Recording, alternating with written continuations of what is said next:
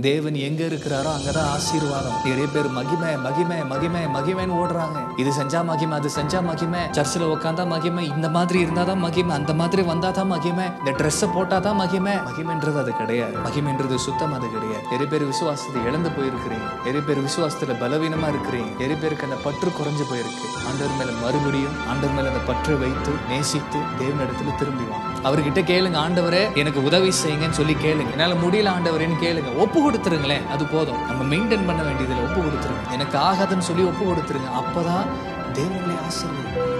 Don't run behind the world. உலகத்திற்கு பின்னாடி ஓடாதீங்க. உலகத்துல ஒண்ணுமே கிடையாது. உலகம் உங்களை ஏமாத்தும். உலக மகிமை பின்னாடி ஓடாதீங்க. உலக மகிமை எது ஒன்றுமே கிடையாது. எல்லாமே உங்களை ஏமாத்தும். தேவனை தேடி நம்ம வரணும். ஏதாவது நன்மை கிடைக்குமான்னு சொல்லி வர வேண்டும். நன்மை கிடைக்குமான்னு சொல்லி வருகிறவர்கள், அங்க போய் தேடுகிறவர்கள் தேவனை ஒரு நாளும் பார்க்க முடியாது. God is not in membership.